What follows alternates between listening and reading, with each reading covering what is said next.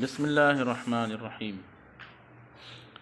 وبعد فإن العبد المتوسل إلى الله تعالى بأقوى الذريعة عبید اللہ بن مسعود بن تاج الشریعہ جد سعدہ وسعید جدہ یقول حمد و صلوات کے بعد یہ توضیح کا خطبہ چل رہا ہے نا، توضیح کا خطبہ چل رہا ہے۔ حمد و صلوات کے بعد تو بے شک اللہ تبارک و تعالیٰ کی بارگاہ کی طرف طاقتور ترین ذریعہ کا وسیلہ پکڑتے ہوئے فإن العبد المتوسل إلى اللہ تعالیٰ بأقوى الذریعہ، اللہ تعالیٰ کی بارگاہ کی طرف طاقتور ترین ذریعہ کا وسیلہ پکڑتے ہوئے کہتا ہے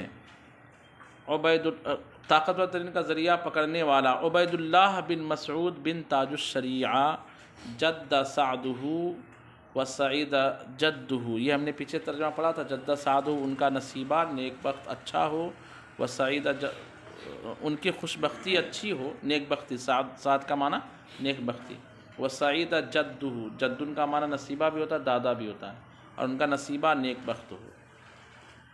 یقول کہتا ہے لما رأیت فحول العلماء مکبین فی کل عہد و زمان علی مباحثت اصول الفقہ، جب میں نے دیکھا علماء کی جماعت کو، فحول العلماء کا معنی کیا کریں گے؟ علماء کی جماعت کو، مکبین، اکبا یکب، اکباب کا معنی ہوتا ہے کسی چیز کی طرف سر کے بل جانا، ہے نا، منہ کے بل گرتے ہوئے جانا، اس کو کیا کہا جاتا ہے؟ لڑھکنا، خوب کوشش کر کے کسی کی طرف جانے کو کہا جاتا ہے اکباب، باب فعال سے، اسی سے بنا ہے مکبین فی کل عہد و زمان۔ ہم نے علماء کی جی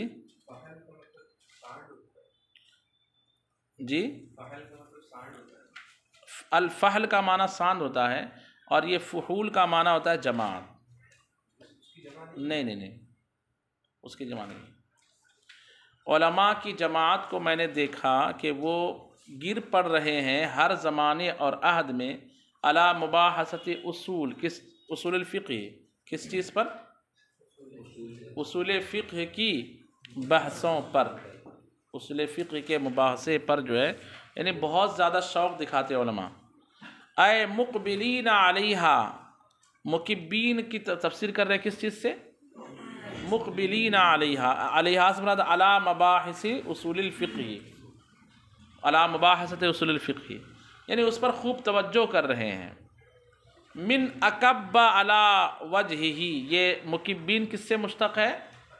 اکب علی وجہہ سے، اور اکب علی وجہہ کا مطلب اے سقط علیہ، یعنی جو منہ کے بل گر پڑے،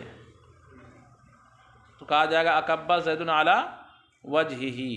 یہ کب ہوتا ہے؟ سامنے ایک نمبر لگا کے کھڑا ہے اور کوئی چیز ایسی ہے، پیچھے 100 لوگ کھڑے، اور ہے سامنے 50 چیز جو بٹنے والی ہے، 50 ہی ہے، پیچھے 100 کو لگ رہا ہے کہ مجھے مل پائے گا نہیں مل پائے گا، تو ایک دوسرے کو دھکا مکی کرتے ہیں نا، لوگ کیا ہو جاتے ہیں؟ منہ کے بل گرتے ہیں، پھر وہ اسی طرح آگے بڑھتے ہیں۔ تو مکبین علی وجہہ اے مقبلین علیہا، من اکب علی وجہہ اے سقط علیہ۔ فإن من اقبل علی الشیء غایۃ الاقبال، یہ وجہ بیان کرے کہ مکبین کا لفظ کیوں استعمال کیے، تو کہتے ہیں اس لیے کہ جو کسی چیز پر خوب زیادہ توجہ کرے، من اقبل علی الشیء غایۃ الاقبال، انتہائی درجے کی توجہ، فکانہ اکب علیہ، تو گیا کہ اس پر وہ منہ کے بل کیا ہو گیا؟ گر گیا۔ تو چونکہ مباحثت اصول الفقہ، اصول فقہ کے مباحثے پر ہر زمانے اور ہر عہد کے علماء کو میں نے گرتے پڑتے دیکھا، جو کن کی تھی؟ للشیخ الامام، جو اصول فقہ کس کی تھی؟ شیخ الامام، شیخ امام مقتدی الائمۃ العظام، بڑے بڑے ائمہ کے مقتدا، فخر الاسلام علی البزدوی، کن کی؟ حضرت علی، فخر الاسلام علی بزدوی رحمہ اللہ کی۔ بوّأہ اللہ تعالی دار السلام، اللہ تبارک و تعالی ان کا ٹھکانہ بنائے، کس چیز کو؟ دار السلام، سلامتی کے گھر کو، یعنی جنت کو۔ وَهُوَ کتاب جلیل الشان، اور یہ ایک کتاب ہے باہر البرہان مضبوط دلیل والی ہے، باہر البرہان مضبوط دلیل والی ہے، مرکوز کنوز معانیہ فی صخور عباراتہ، مرکوز رکزہ یرکزو کا معنی ہوتا ہے زمین پر لاٹھی گاڑ دینا، سینٹر بنا یہاں پہ، یہاں سے اپنا کام چالو ہوگا، تو زمین پر جو لاٹھی دھساتے ہیں اس کو رکز کہا جاتا ہے، اسی سے بنا ہے مرکز بنا ہے۔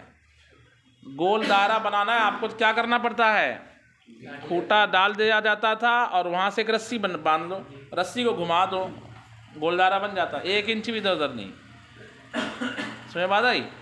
تو اسی سے بنا ہے مرکوزن گاڑ دیے گئے ہیں، کنوز و معانی ہی اس کتاب کے معانی کے خزانے، فی صخور عبارات ہی اس کتاب کی عبارتوں میں، یعنی کتاب کی عبارت کو تشبیہ دی گئی ہے زمین سے، کس چیز سے؟ اور معانی کو تشبیہ دی گئی ہے کس چیز سے؟ کھوٹے یا خزانے سے۔ جیسے لوگ خزانے کو گاڑ دیتے تھے اور جب نکالنا رہے تو زمین کھودنی پڑتی ہے، ایسی ہی اس کتاب کی عبارتیں زمین کی طرح ہے، جتنا کھودو گے بولیے اتنا ہی زیادہ اس میں کیا ملے گا؟ کنوز، خزانے ملیں گے۔ مرکوزن گاڑ دیے گئے ہیں، کنوز و معانی ہے اس کے معانی کے خزانے، فی صخور عباراتی بولیے اس کی عبارتوں کی چٹانوں میں، صخر کی جمع صخور، چٹانوں میں۔ مرموزن غوامض نکتہ فی دقائق اسرار اشاراتہ، مرموز رمز سے بنا ہے، کس سے بنا ہے؟ اس میں ایک رمز ہے، اللہ وہ شعر یاد نہیں آ رہا مجھے، اس میں ایک رمز ہے،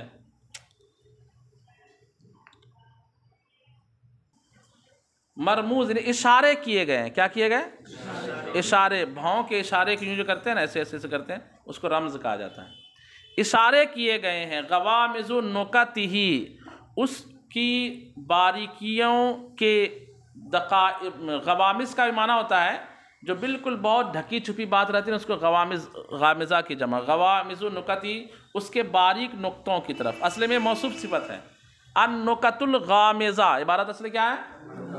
اس کو اضافت الصفت الموصوف، اضافت الموصوف الصفت تو پڑھے ہیں، بیضاوی کے خطبے میں اس طرح کی عبارت موجود ہے، تو اس کے باریک نقطوں کی طرف اشارے کیے گئے ہیں، فی دقائق اسراری اشارات ہی اس کتاب کے اشاروں کے باریک بھیدوں میں، باریک رازوں میں، یعنی خوب باریک سی باتیں جو ہے اس کتاب میں کیا کی گئی ہے؟ بیان کی گئی ہے۔ ترجمہ لفظی یاد رکھ لیجئے کہ اس کتاب کے باریک نقطوں کی طرف اشارے کیے گئے ہیں، کہاں؟ فی دقائق اسرار اشاراتی اس کتاب کے اشارے کے باریک بھیدوں میں۔ ووجدت بعضهم تعینین علی ظواہر الفاظہ، اور میں نے پایا بعض علماء کو جو تان کرتے تھے کس چیز پر؟ اس کتاب کے ظاہر الفاظ پر، کہ عبارت درست نہیں ہے، دقیق ہے، پیچیدہ ہے، اس طرح کرتے تھے۔ تو کس لیے وہ اعتراض کرتے تھے؟ لقصور نظرہم، لقصور ان کے نظر کی کمی کی وجہ سے، اپنے نظر کی کمی کی وجہ سے ان کی نظر وہاں اس باریکی تک نہیں پہنچ پاتی تھی، ان مواقع الحاظہ، حاضمین کا مرجع وہ امام لیجئے علامہ علی بزدوی رحمہ اللہ، ان کے الحاظ کے مواقع سے ان کی نظر کے چوک جانے کی وجہ سے، یعنی یہ جو عالم دین علی بزدوی ہے نا، علی بزدوی کے گوشے چشم کے مواقع سے، میں بس سمجھاتا ہوں، پہلے ترجمہ دیکھ لیجئے، الحاظ لحظہ کی جمع، لحظ کہتے ہیں گوشے چشم سے دیکھنا، ملاحظہ بولتے ہیں ملاحظہ فرمائیے، اس کا مطلب سمجھتے ہیں؟ ملاحظہ فرمانا کس کو بولتے ہیں؟ میں یوں بیٹھا ہوا ہوں اور ایک شخص سامنے ایسا بیٹھا جس کی طرف دل تو چاہتا ہے کہ میں بہت زور سے دیکھوں اس کو، لیکن عقل کہتی ہے کہ دیکھو گے تو بدنام ہو جاؤ گے، مت دیکھو زیادہ، بات سمجھ میں آ رہی ہے؟ وہ کیا ہے؟ اور یوں بھی نہیں ہے کہ مجھے کم ظرف نہیں ہوں کہ جو میں مانگ کے پی لوں، اور یوں بھی نہیں ہے کہ مجھے پیاس نہیں ہے، بات سمجھ میں آئی؟ تو یہ جب حالت ہوتی ہے نا، لحظہ کا مطلب میں سمجھاتا ہوں، تو گوشے چشم سے بندہ یوں دیکھ لے، تھوڑا سا دیکھ لے، سمجھ میں آئے؟ بس تھوڑا سا دیکھ لے، یعنی متن کو دیکھ لے، حاشیہ اور اس کی تفسیر اور تحقیق میں نہ جائیں، اس کو لہذا کہا جاتا ہے، اسی سے بنا الحاظ۔ الحاج نہیں، وہ حاجی صاحب کو جو بولتے وہ نہیں ہے، ٹھیک ہے؟ تو وہ صاحب کتاب یہ کہہ رہے ہیں کہ وہ جو مصنف علامہ علی بزدوی رحمہ اللہ ہے، وہ گوشے چشم سے جس چیز کو دیکھ لیتے تھے اس کی ڈیٹیل جو سمجھتے تھے، یہ بڑے بڑے علماء جو ہے نا ان کی نظریں وہاں تک نہیں پہنچ سکتی۔ نظر اور گوشے چشم کا مطلب دونوں میں دیکھنا ہوتا ہے، لیکن ایک میں یوں ہی بس چٹتی سی نگاہ ڈال دی اور اس میں کیا سے کیا سمجھ لیا، کہاں سے کہاں پہنچ گیا، اور ایک ہے کہ غور سے دیکھے، جیسے بولتے ہیں نا کہ ویسے قرنی رحمہ اللہ نے جو ہے یوں ہی دیکھ لیا تھا، بس خوابوں میں عشق کی دنیا میں سرکار کو دیکھ لیا تھا، اور دیکھنے کی جو گہرائی تھی کچھ اور تھی، اور جو روزانہ دیکھتے تھے وہ بھی لاجواب ہو گئے۔ بات سمجھ میں آ رہی کہ نہیں آ رہی؟ تو وہی کہنا چاہ رہے ہیں کہ ان کے گوشے چشم کے مواقع سے، ان علماء کے نظروں کی کمی کی وجہ سے، مطلب گوشے چشم سے جو وہ بات جان لیتے تھے، وہ غور کرنے کے بعد بھی چونکہ جان نہیں پاتے، اس لیے ان کی عبارت پر کیا کرتے ہیں؟ بولیے، طعن کرتے ہیں۔